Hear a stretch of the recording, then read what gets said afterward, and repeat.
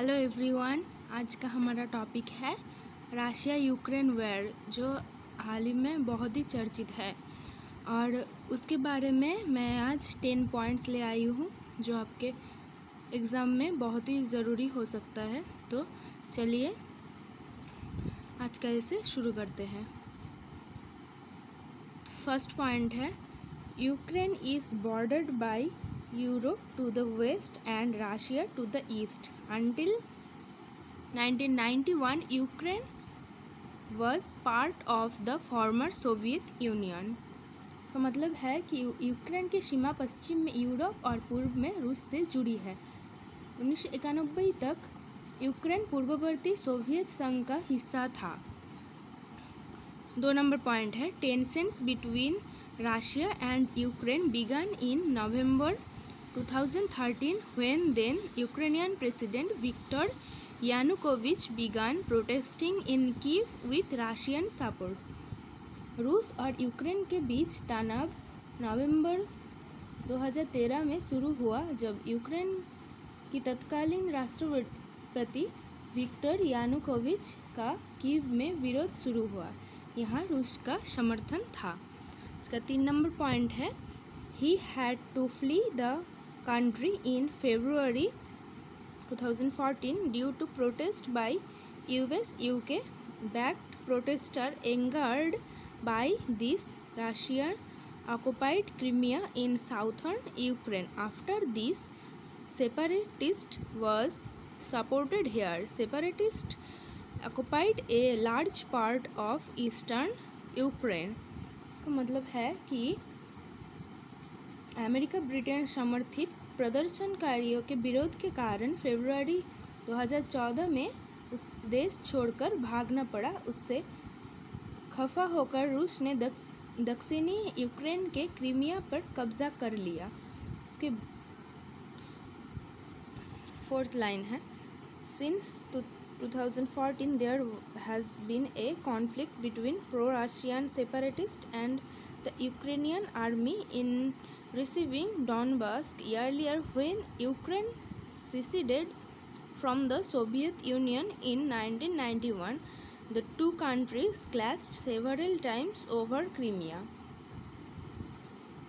2014 के बाद से रूस समर्थक अलकाबादियों और यूक्रेन के सेना के बीच डॉनबास प्रांत में संघर्ष चल रहा था। इससे पहले जब 1991 में यूक्रेन सोवियत संघ से अलग हुआ था तब भी कई बार क्रीमिया को लेकर दोनों में टकराव हुआ।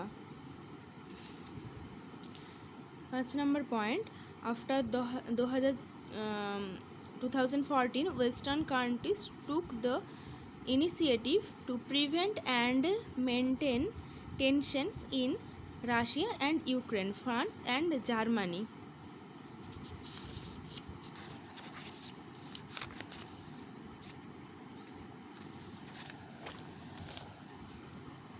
Sign a peace and ceasefire agreement in 2015 in Minsk, the capital of Belarus।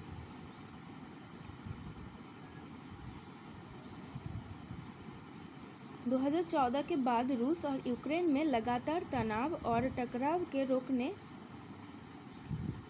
और शक्ति कायम करने के लिए पश्चिमी देश ने पहले की फ्रांस और जर्मनी ने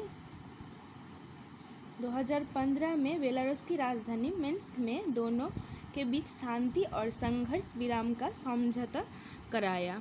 इसका 6 पॉइंट है Ukraine has recently begun to forge closer and friendly relation with NATO। Ukraine has good relation with NATO। Ukraine के साथ NATO का रिलेशन तो संबंध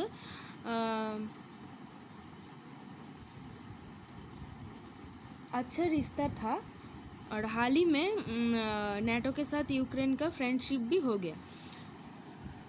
7 नंबर पॉइंट है NATO the North Atlantic Treaty Organization, NATO का full form है ये, was formed in 1949 to deal with the Soviet union.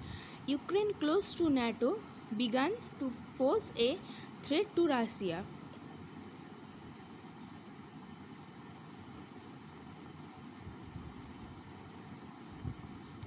Ukraine NATO से करीबी रूस को खतरा लगने लगा।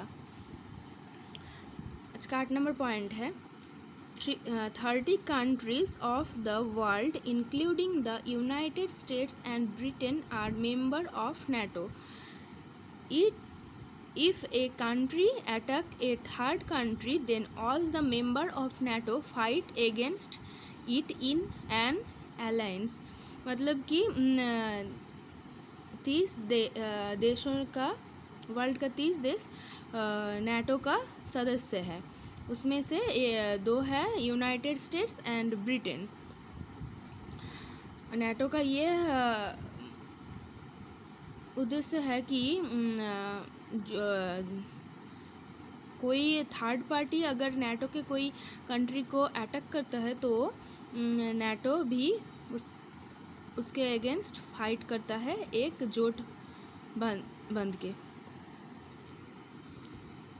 9 point Russia wants NATO not to expand. Russia चाहता है कि नाटो और एक्सपेंड ना हो।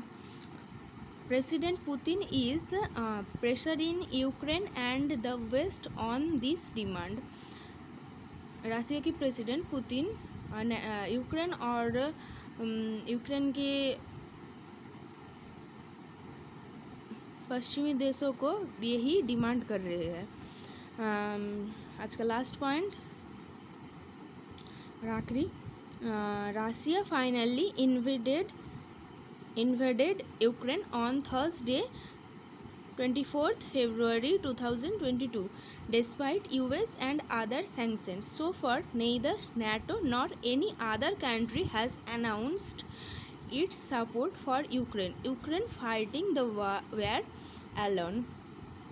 मतलब कि आखिर रूस ने अमेरिका और अन्य देशों की पाबंदियों को परवाह किए बगैर गुरुवार को यूक्रेन पर हमला बोल दिया। अब तक तो नाटो और अमेरिका और अन्य कोई भी देश यूक्रेन को समर्थन में जंग नहीं